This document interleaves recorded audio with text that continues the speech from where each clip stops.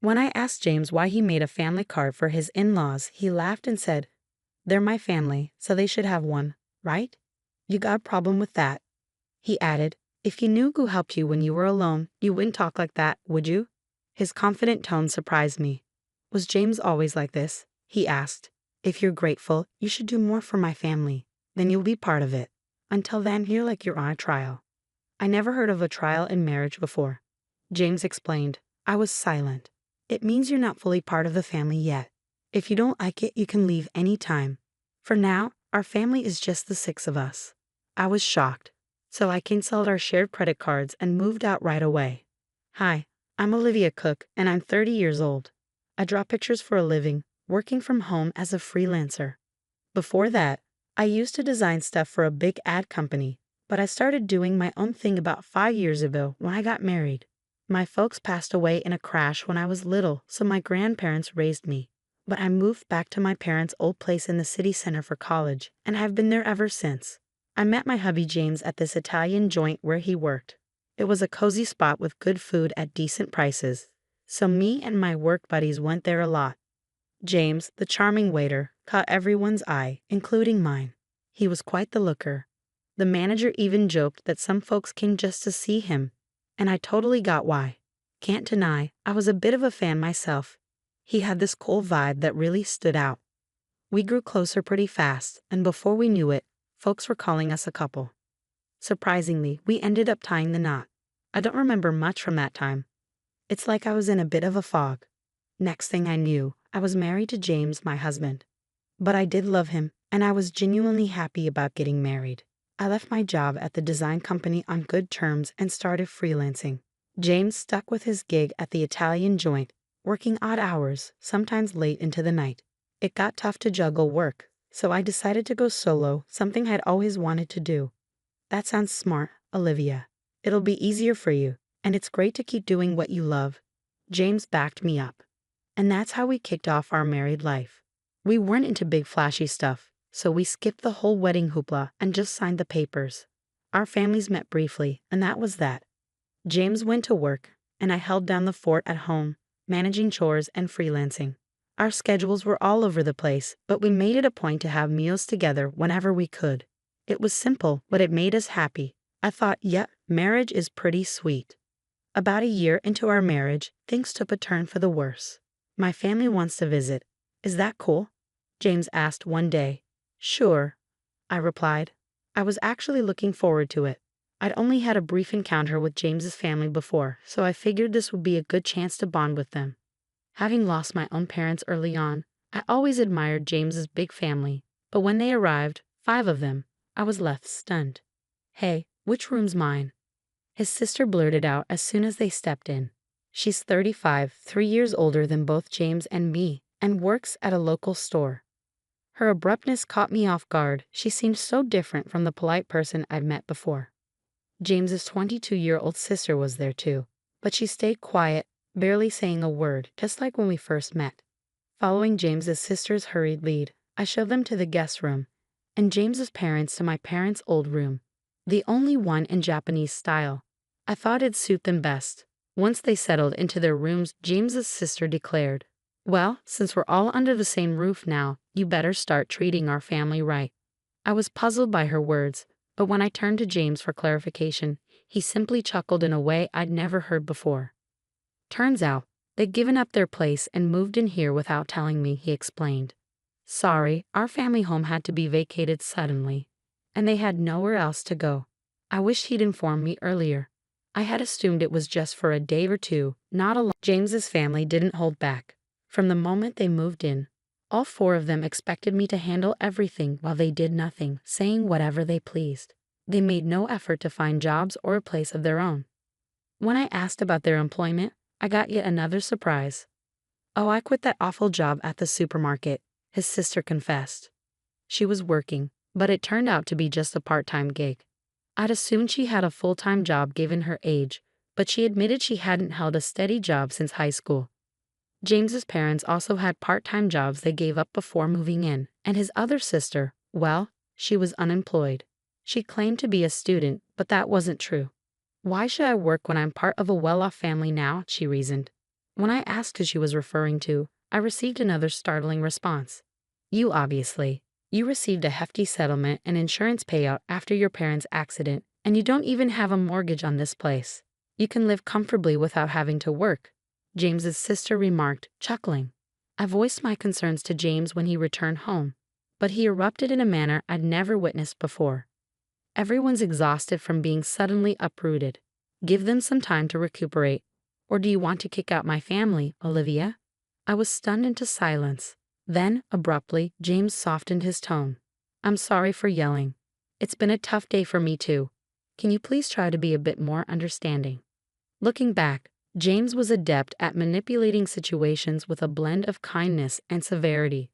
But in that moment, I failed to see it, agreeing to endure a bit longer. The situation with James's family grew more oppressive. They treated me like a servant at home and demanded money whenever they went out. We can't even look for jobs without some cash, can we? It's only fair, but if we can't find work, we'll just keep staying here, they reasoned. Reluctantly, I handed over some money, which they claimed to have used up without any luck in the job hunt. I suspected they never even bothered to search, but pointing that out would only lead to accusations without proof. And then James's entire family would lay blame on me for hours. Sharing my concerns with James didn't solve anything. Everyone's feeling frustrated about not finding jobs. Sorry, just bear with it a little longer.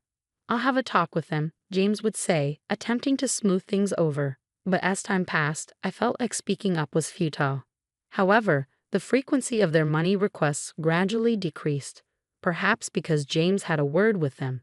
So the issue seemed to resolve itself. Of course, the money I had given them was never returned.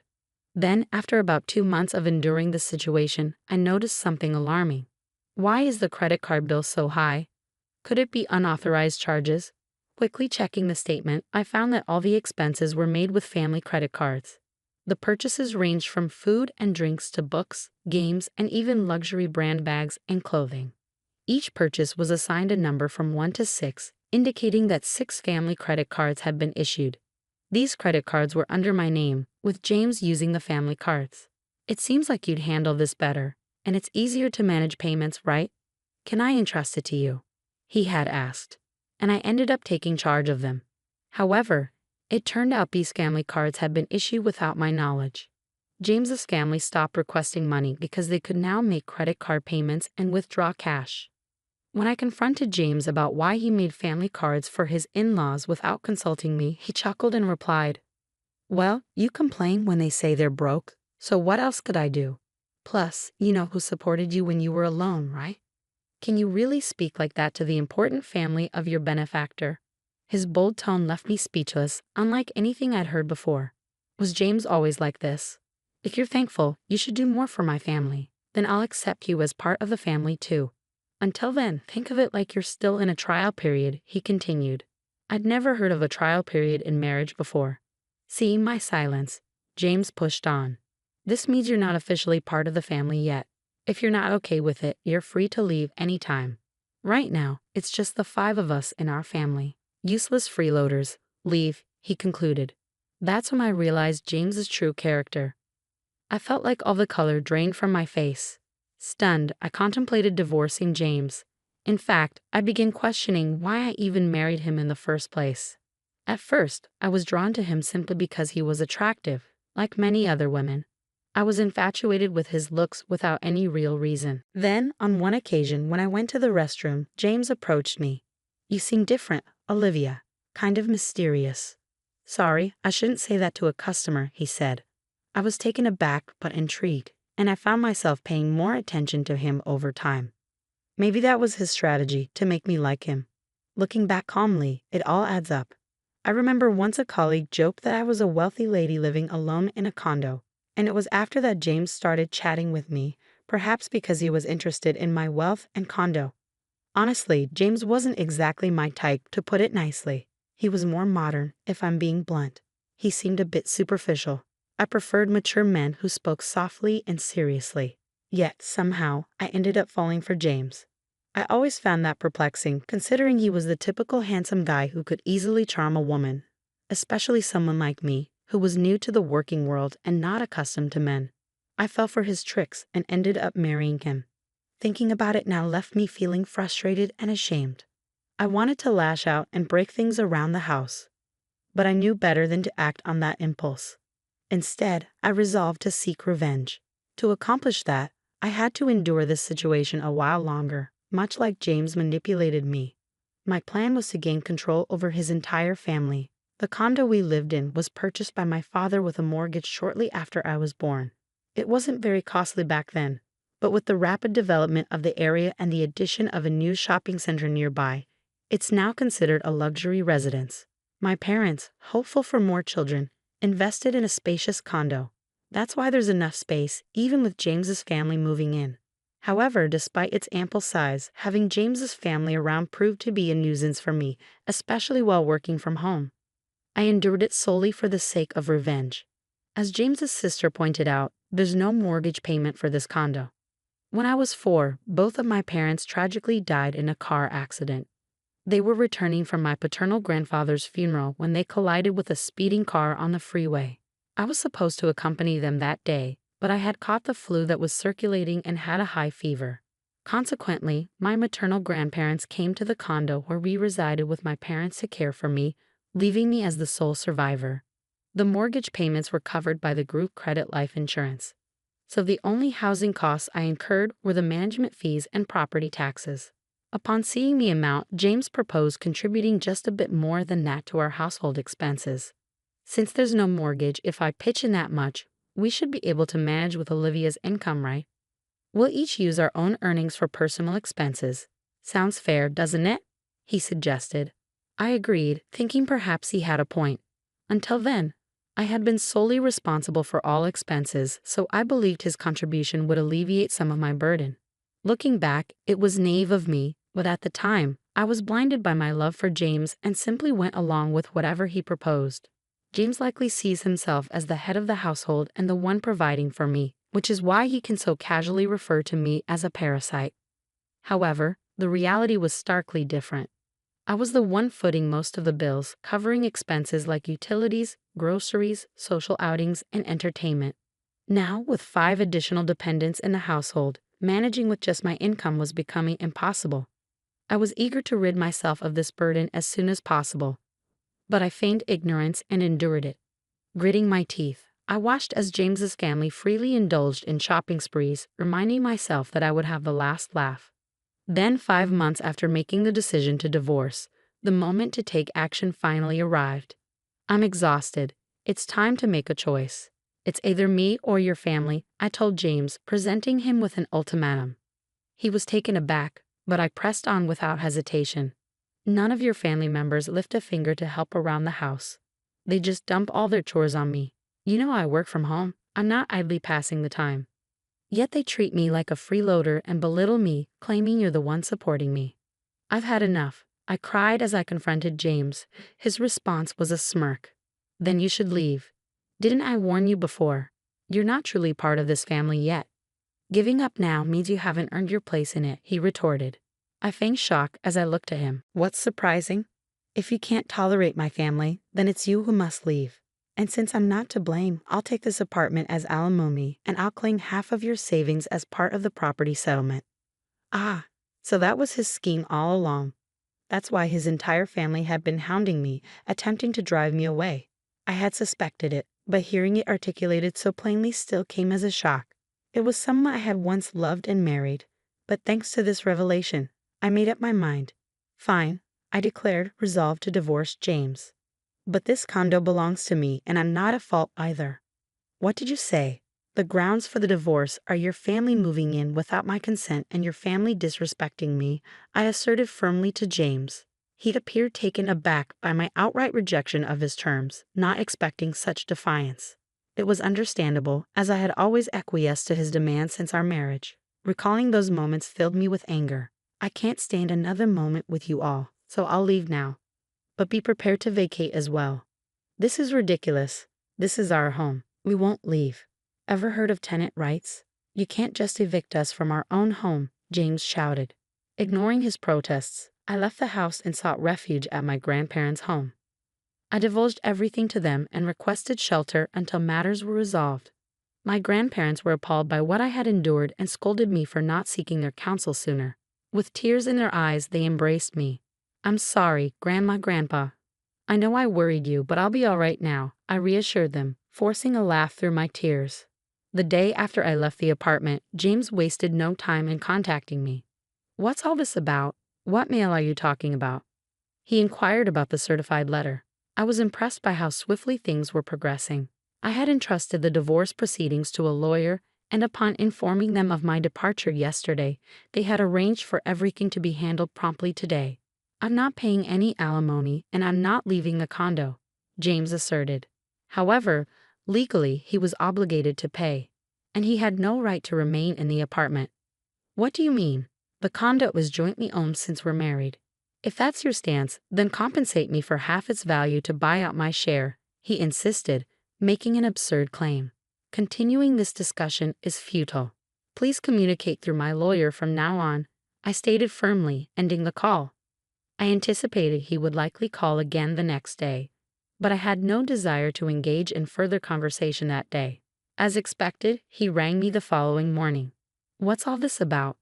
He repeated the same line as the day before, displaying a lack of originality. "What mail are you referring to?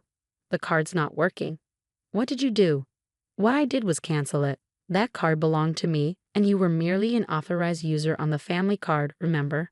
Indeed, before leaving the house, I had transferred all the accounts linked to that card to another one and terminated it.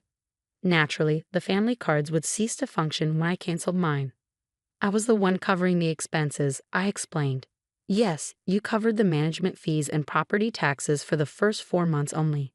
It's not substantial, but I can deduct that from the alimony if you prefer," I mocked him. I heard some muffled shouting from the other end of the line. That's right, James had only paid the agreed amount for just 4 months. He had concocted various excuses about work and other matters, always finding a pretext to postpone payment. Then he abruptly ceased all payments. If he forgot and assumed he was still paying, that's quite a lapse in memory, but I didn't concern myself with it anymore. He's someone I'm severing ties with. His memory holds no significance to me. That's the situation, so please reimburse your share of the living expenses I've been covering. I've meticulously documented our household expenditures, which I'll utilize as evidence to equitably divide our savings. It's marital property, he insisted. "Yes, understood.